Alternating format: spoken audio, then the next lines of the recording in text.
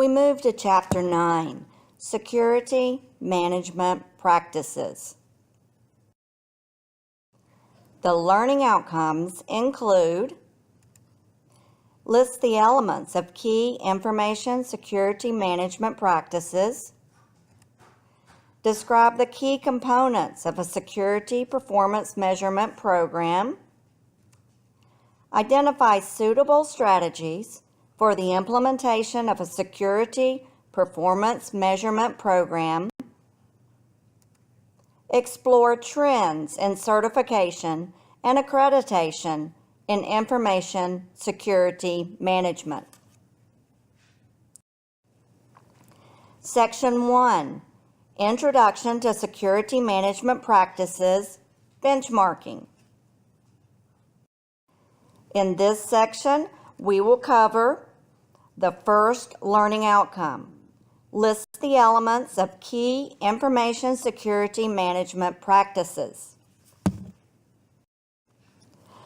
Organizations strive to deliver the most value with a given level of investment. This is called the value proposition. The development and use of sound and repeatable InfoSec management practices brings organizations closer to meeting this objective.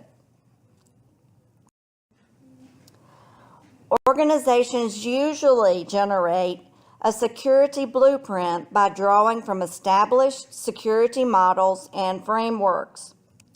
Using benchmarking or external benchmarking, you compare your organization's efforts to those of other organizations you feel are similar in size, structure, and/or industry.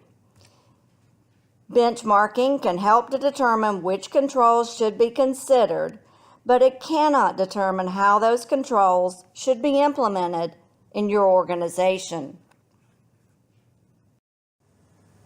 In information security, two categories of benchmarks are used: standards of due care and due diligence, and recommended practices or best security practices. Best practices include a subcategory of practices called the gold standard that are generally regarded as the best of the best. A form of benchmarking can also be used as an internal tool to compare current performance against past performance and to look for trends of improvement or areas that need additional work. This is known as baselining. For legal reasons, certain organizations may be compelled to adopt a stipulated minimum level of security as to establish a future legal defense that they may need to verify that they have done what any prudent organization or reasonable person would do in similar circumstances. This is known as a standard of due care. Due diligence requires that an organization ensure that the implemented standards continue to provide the required level of protection. Security efforts that seek to provide a superior level of performance in the protection of information are called recommended practices, whereas security efforts that are considered among the best in the industry are termed best security practices, although the terms are often used interchangeably. Companies with best security practices may not be the best in every area. They may have only established a high quality or successful security in one area or a few areas. Thus, you should be hesitant to adopt all InfoSec policies, even from a highly regarded organization. Industries that are regulated by laws and standards and are subject to government or industry oversight are required to meet the regulatory or industry guidelines and their security practices. Healthcare organizations fall in this category. They must provide a superior level of health care to patients, and they must keep the information private. For other organizations, government and industry guidelines can serve as an excellent source of information about what is required to control InfoSec risks. When choosing among recommended practices for your organization, consider the following. Does your organization resemble the identified target organization of the recommended practice? Are you in a similar industry? Do you face similar challenges? Is your organizational structure similar? Do you have the same amount of money to spend? And are you in a similar threat environment as the one that you're looking at the recommended practice? Don't adopt the practices of another organization without carefully considering each of these questions. The biggest barrier to benchmarking in information security is that many organizations don't share results. A successful attack is viewed as an organizational failure and is kept secret if possible. That makes logical sense from the company's perspective, but doesn't help other companies learn from mistakes. To overcome this limitation and to expand access to knowledge, an increasing number of security administrators are joining professional associations and societies like ISSA and ISACA. Some share their stories and lessons learned, although it's often anecdotal and limited to members. Thus, the value may be minimal and not widely available. An alternative to this direct dialogue is the publication of failures in security journals or lessons learned. However, many journals have a limited reach, and the publication timeline can be quite lengthy, making it difficult to obtain timely, relevant information. Another barrier to benchmarking is that no two organizations are identical. Even within the same company, departments may be different. Even organizations that offer products or services in the same market may differ in substantive ways. They may be dissimilar in size, composition, management philosophy, organizational culture, technological infrastructure, and planned expenditures for security. Another problem with benchmarking is that recommended practices are a moving target. Knowing what happened a few years ago, which is typical in benchmarking, does not necessarily tell you what to do next. Technology changes quickly, as do healthcare practices, regulations, and policies. The Gartner Group is a respected source of best practices guidelines with years of expertise in business and technology. They offer 12 questions as self-assessment for good InfoSec management. They divide questions into 3 categories: people, processes, and technology. The first category is people. Here the questions include: do you perform background checks on all employees with access to sensitive data, areas, or access points? If you don't, you certainly should. And if you don't, your organization may be held liable for improper activities that might occur. Would the average employee even recognize a security issue? You can improve the chances of recognition through proper security education, training, and awareness, or CETA. Remember, we've discussed that several times. Would they choose to report it? Again, CETA can improve this, as can ensuring ease of reporting and even anonymous reporting if employees are concerned about retaliation. Finally, would they know how to report it to the right people?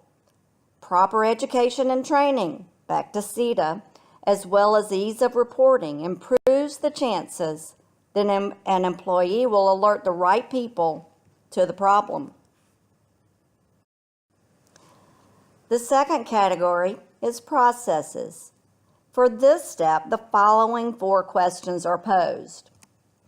Are enterprise security policies updated on at least an annual basis? Employees educated on changes and consistently enforced? CETA, along with an established InfoSec group, and consistently enforced policies for all employees, regardless of their position, leads to better InfoSec practices and more likelihood of keeping security processes updated and consistent. Does your enterprise follow a patch, update, management, and evaluation process to prioritize and remediate new security vulnerabilities? There should be a policy for completing updates and patches, particularly for critical technologies. Updating patches is a time-consuming activity, but often repairs very important vulnerabilities. Are the user accounts of former employees immediately removed upon termination? This is a no-brainer. As soon as employees are terminated, whether it's their choice or the organization's, their accounts should be immediately removed. Their access should be removed. They should be escorted out of the building on their last day. This practice should be consistently enforced, even for trusted employees who leave on good terms. Are security group representatives involved in all stages of the project life cycle for new projects?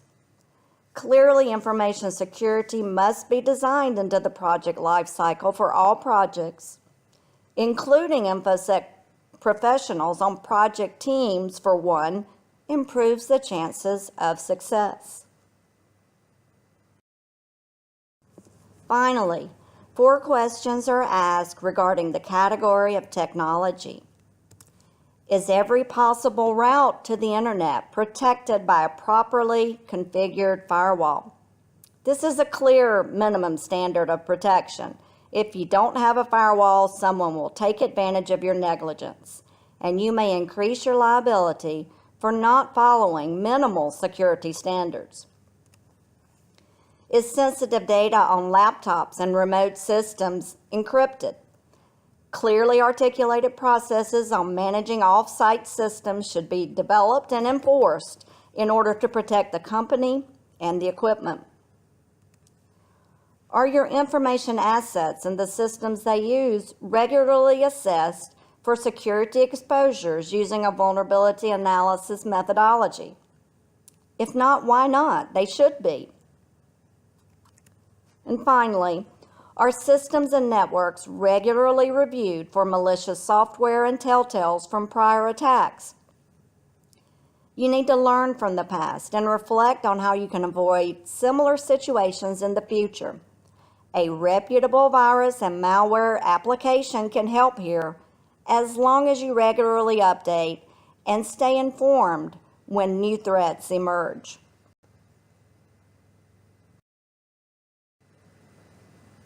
Let's look at another set of guidelines to help us build a good InfoSec policy.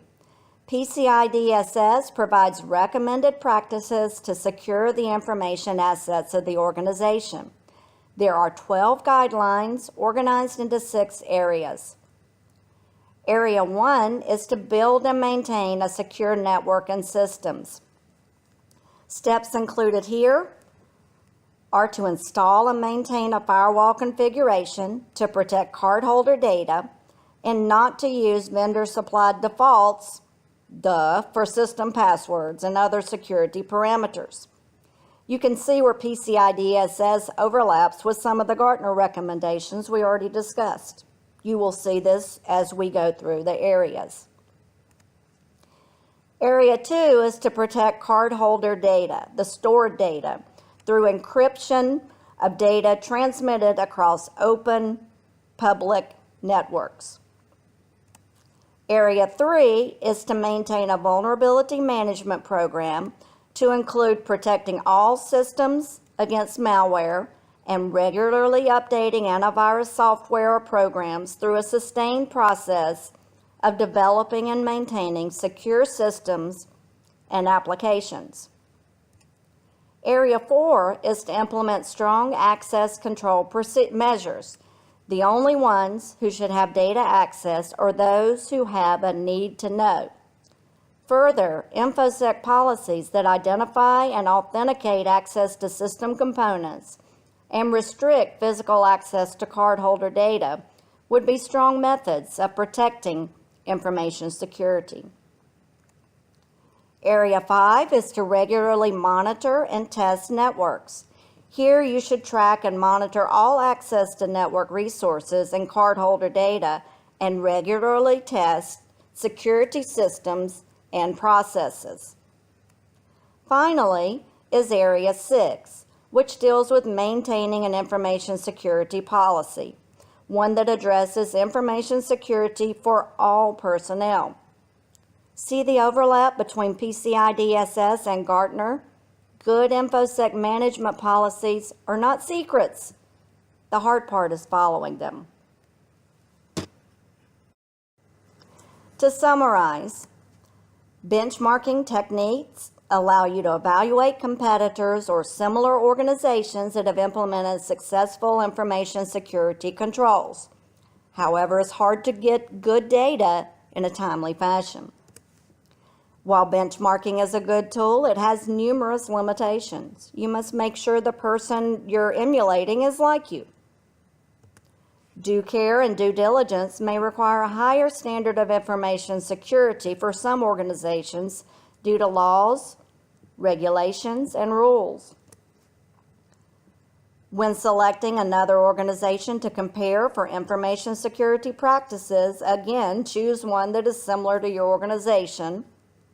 And you can assess your information security practices by referring to industry guidelines and recognized leaders in the industry like the Gartner Group and PCI DSS, among others.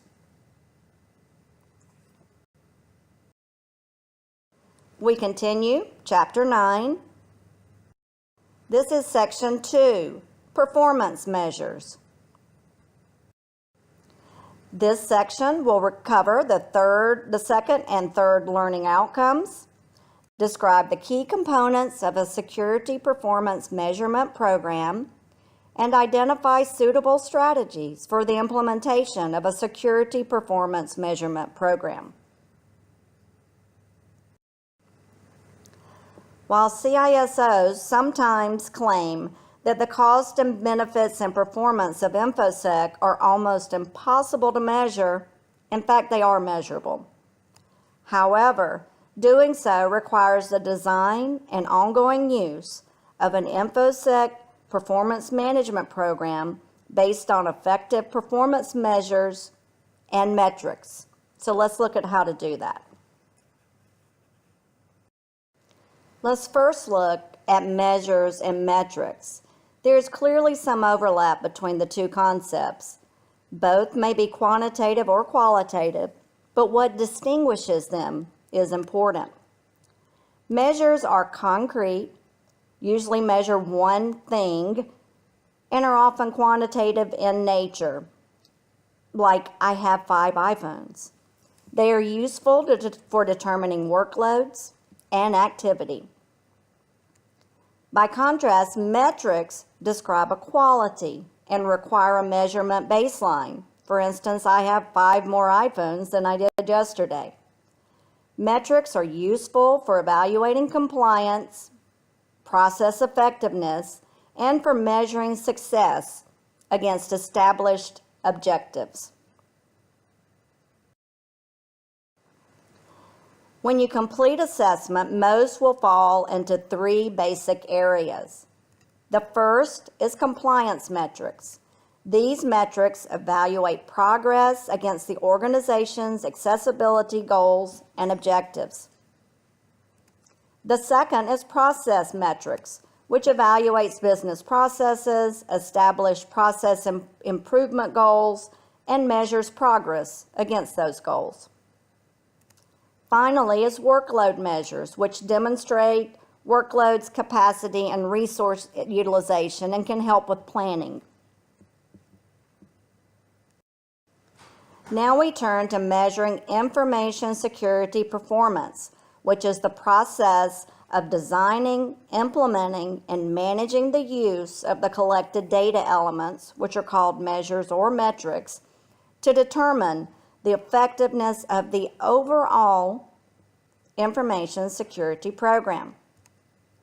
Performance measurements or measures are data points or computed trends that may indicate the effectiveness of security countermeasures or controls, technical and managerial, as implemented in the organization. The types of information security measurements include those that determine the effectiveness of the execution of InfoSec policy, those that determine the effectiveness and/or efficiency of the delivery of InfoSec system services, and those that assess the impact of an incident or other security event on the organization or its mission. So how do we develop and implement our Information Security Performance Management Plan? NIST SP 855 Revision 1 Performance Measurement Guide for Information Security recommends considering the following points. First, measurements must yield quantifiable information, percentages, averages, and numbers. Second, data that supports the measurements needs to be readily obtainable. We need to be able to get to the data that we need to make calculations, or we won't be able to do it. Only repeatable information security processes should be considered for measurement. We don't consider a one-off situation that occurs, but rather we look at trends over time. Measurements must be useful for tracking performance and directing resources. If they're not useful, why measure them and spend resources on them? Also, according to NIST SP 855 Revision 1, 4 factors are critical to the success of an InfoSec performance management program. First, strong upper-level management support, which is critical to the success of any organization-wide project or process. Second, practical InfoSec policies and procedures, ones that people can easily follow. You want people to be able to find the policies and procedures and, with little effort, report what they find. This goes back to making reporting easy and making them know how to report and who to report to. Quantifiable performance measurements should be used so that you can compare previous and current performance, and you should use a results-oriented measurement analysis. You want to make decisions regarding InfoSec that can have an impact on the bottom line of the organization. Remember how we talked about needing to understand the organization at its basic level, mission, vision, strategic goals and objectives, etc.? Maybe you want to reduce inadvertent release of personally identifiable healthcare data, for instance. By reducing non-compliance, community goodwill increases. People are more likely to visit your healthcare facility. You have fewer fines levied against you, and the number of lawsuits decrease. These outcomes have significant impact on the bottom line of the organization and let you focus on the major mission to deliver health care, for instance.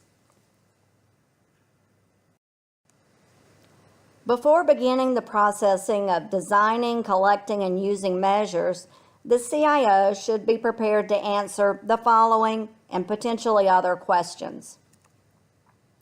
Why should these measurements be collected? If there's not a good reason, don't spend scarce resources collecting the data. What specific measurements will be collected and why? How will these measurements be collected? Will they be automatically collected through technology, or will some human interaction be needed? When will these measurements be collected? We don't want to reduce the availability of bandwidth and technology during peak times. Who will collect these measurements? A person, a bot, a consultant? And where, at what point in the functions process, will these measurements be collected? Is it after a certain amount of time or after so many iterations of a control occurs? Choose meaningful points for your organization. Even with strong management support, an information security measurement program must be able to demonstrate value to the organization. Otherwise, why do it? And you won't get funding. One of the most popular among the many references that support the development of a process and improvement and performance measure is the Capability Maturity Model Integrated, or CMMI. It may be referred to as CMM as well. As shown here, organizations may be at 5 levels, moving from level 1 to level 5. Level 1, initial, includes unpredictable processes or non-existing. Processes are poorly controlled and completed in reaction to the environment. The organizations at this level really haven't implemented any repeatable processes at this point. Moving to level 2, managed, requires development of processes for projects, but still predominantly behaving in a reactive manner based on your environment. Level 3, defined, means that processes are more proactive in nature and developed throughout the organization. Projects then use the organization's standards when developing their own processes. Level 4, quantitatively managed, includes measured and controlled processes throughout the organization. Again, here, processes are proactive and not reactive. Finally, level 5, optimizing, the highest level, focuses on process improvements at the organizational level, at units within the organization, and throughout all projects undertaken. You might be interested or ask, who does this, or which companies? Here's a chart showing the top countries with organizations that have been evaluated at a level 2 or higher. Notice that China leads the way with more than double the US, while India has the most organizations at level 5, and they use that to argue for business processing outsourcing to be undertaken there. So it's a strategic advantage.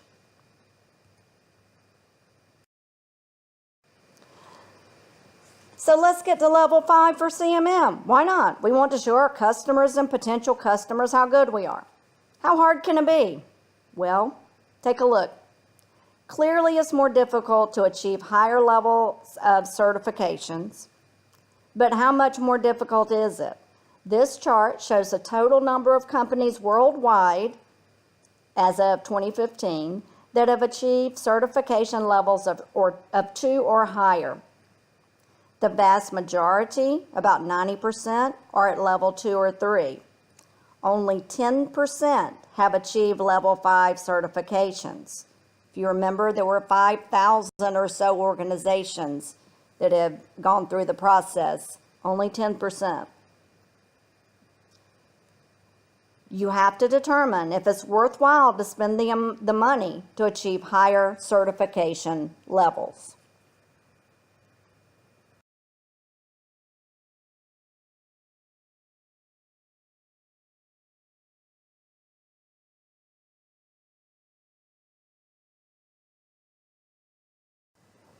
Another popular approach is NIST SP 855 Revision 1, Performance Measurement for Information Security. This process is divided into 2 major activities.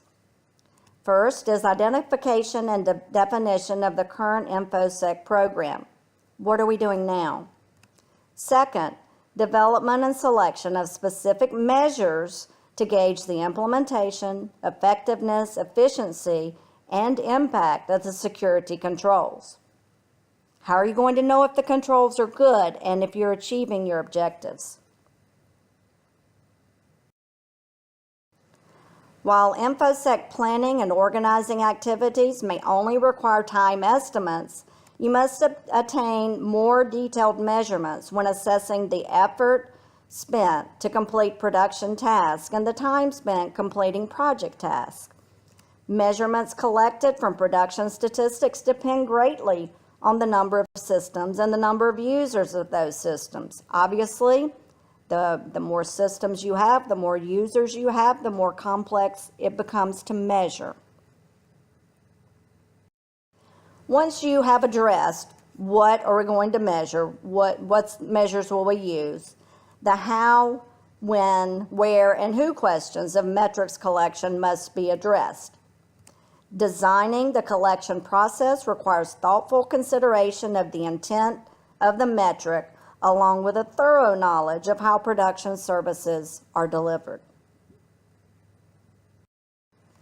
The process to develop measurements must be carefully considered, of course. Measurements must be specifically tied to individual InfoSec goals and objectives. There are two approaches here to developing measurements. Macro-focused measurements examine the performance of the overall security program, takes a macro approach, while micro-focused measurements examine the performance of an individual controller or group of controls within an information security program. Which one is better or more important? Both of them. And it depends on your organization and what you're trying to measure. Because organizations seem to have to manage what they measure, it's important to ensure that individual metrics are prioritized in the same manner as the processes they measure. This can be achieved using a simple low, medium, or high priority ranking system, or a weighted scale approach, or some other approach. While there are literally hundreds of measurements and maybe thousands or more that could be used, only those associated with appropriate level priority activities, for instance, InfoSec goals and objectives of high or medium priority, should be incorporated into measurement. Performance targets make it possible to define success in the information security program. Many are represented by a 100% target goal. Other types of performance measures, such as those used to determine relative effectiveness or efficiency or impact of information security on the organization's goals, tend to be more subjective and require solid reasoning. One of the fundamental challenges in InfoSec performance measurement is defining effective security. In other words, when is an InfoSec program successful? This is a question you must answer as an InfoSec professional. Security performance measures will vary by type of organization, laws and regulations affecting the organization, service level agreements, etc. There are literally endless numbers of possible performance measures. As with all of the techniques we discuss, you must apply the appropriate approach to your organization. Some examples of security performance measures include percent of organization budget devoted to information security, percent of high vulnerabilities that were mitigated by controls, percent of InfoSec personnel who have received advanced security training, whatever that might be for your organization, percent of users with access to shared accounts, how is that managed? Percent of incidents reported, either automatically by a controller or a bot or by a person. Percent of system components that undergo maintenance on a regular basis. Percent of physical security incidents. People came into the organization that were unauthorized. How often did that happen? Percent of vulnerabilities remediated. How many did you catch and what did you do about it? And percent of operating system vulnerabilities that you applied patches to. And countless other questions. Use the security performance measures that are most relevant for achieving not only your InfoSec goals, but the organizational goals, mission, and vision. Once developed, information security performance measurements must be implemented and integrated into ongoing information security management operations. NIST recommends using the following phases during implementation of an InfoSec performance measurement plan. In phase 1, you prepare for data collection and identify, define, develop, and select the information security measures. In phase 2, you collect data and analyze results. Further, you collect, aggregate, and consolidate metric data collection and compare measurements with targets. This is basically a gap analysis. Where did you meet targets and where is there a gap that needs to be addressed? Moving to phase 3, you identify corrective actions that are needed in this phase, and you develop a plan to serve as a roadmap for closing the gap identified in phase 2. In phase 4, you develop the business case. How is InfoSec helping the organization achieve its goals, meet regulations, etc.? Remember, business strategy drives InfoSec strategy. In phase 5, you obtain the necessary resources. Here you address the budgeting cycle for acquiring resources needed to implement remediation actions identified earlier in phase 3. You identified where you needed to close gaps. Now you need to get the resources to close them.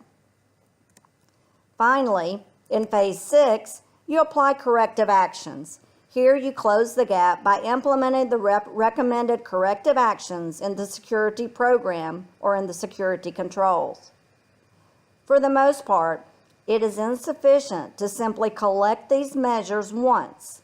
Instead, performance measurement is an ongoing, continuous improvement operation. That's very important.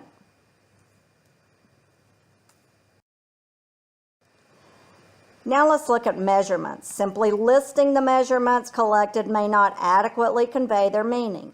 You have to make sense of the results, interpreting and reporting them in terms that technical and non-technical audiences can understand.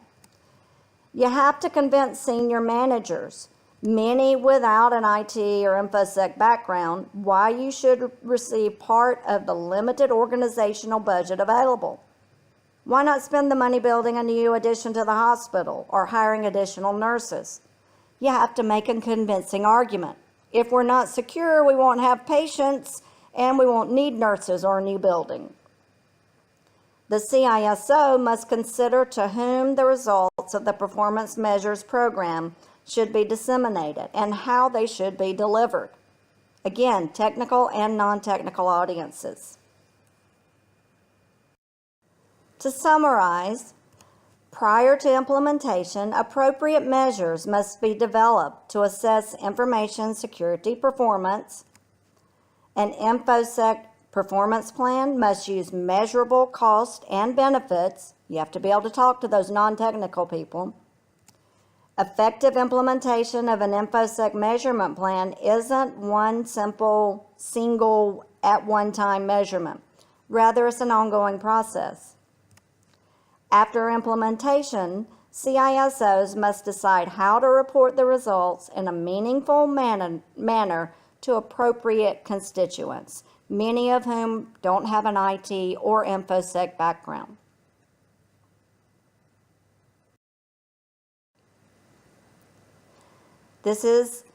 We continue Chapter 9, Security Management Practices. This is Section 3. Certification and Accreditation. This section will cover the last learning outcome, explore trends in certification and accreditation in information security management. In security management, accreditation is the authorization of an IT system to process, store, or transmit information. It allows you to IT, information technology, to do something, to change things. It is issued by a management official and serves as a means of assuring that systems are of adequate quality. It also challenges managers and technical staff to find the best methods to assure security given technical constraints, operational constraints, and mission requirements. Finally, it is pursued to gain competitive advantage, to provide assurance to customers, and to provide assurance to regulators, perhaps. As opposed to accreditation, certification is a comprehensive assessment of a system's technical and non-technical protection strategies as specified by a particular set of requirements. Here we are referring to system and or organizational certification, not individual certification such as CISSP. Organizations pursue accreditation or certification to gain a competitive advantage or to provide assurance or confidence to customers. In 2009, the U.S. government, through NIST, changed the fundamental approach to the certification and accreditation of federal information systems. This brought the government into alignment with industry. The focus moved from formal certification and accreditation activities to a risk management lifecycle approach. With the publication of NIST SP 837 Revision 1, Guide for Applying the Risk Management Framework to Federal Information Systems, a Security Lifecycle Approach, the approach shifted to a process of risk management-based assessment and authorizations, much of what was driven by Federal Information Security Management Act of 2002. With the publication of NIST, a common approach to the risk management framework for information security practice became the standard for the U.S. government. The revised process emphasizes building InfoSec capabilities into federal information systems through the application of state-of-the-practice management, operational, and technical security controls, maintaining awareness of the security state of information systems on an ongoing basis through enhanced monitoring processes, and providing essential information to senior leaders to facilitate decisions regarding the acceptance of risks and organizational operations and assets, individuals, other organizations, and the nation arising from the operation and use of information systems. The revised guidelines considered a continuum from tactical to strategic risk as shown in this figure. Tier 3 evaluates the information systems environment, which will need many information security protections in the day-to-day activities of the organization.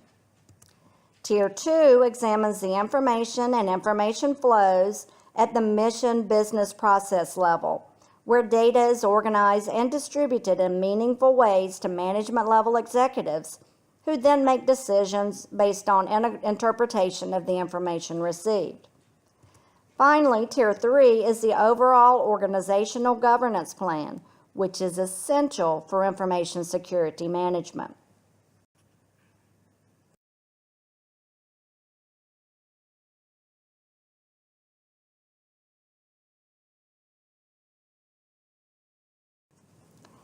Looking at the risk management framework shown here, Step 1 of the risk management process is to categorize information systems. We've already talked about doing that.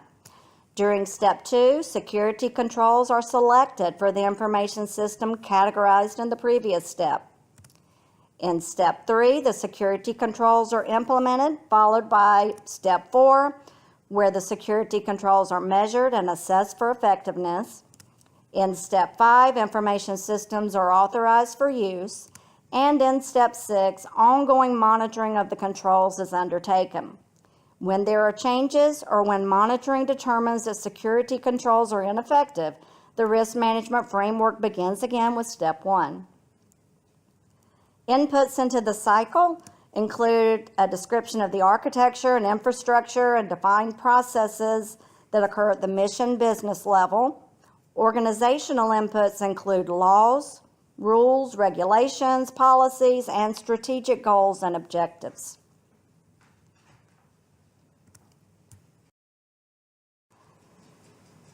Accreditation and certification are not permanent.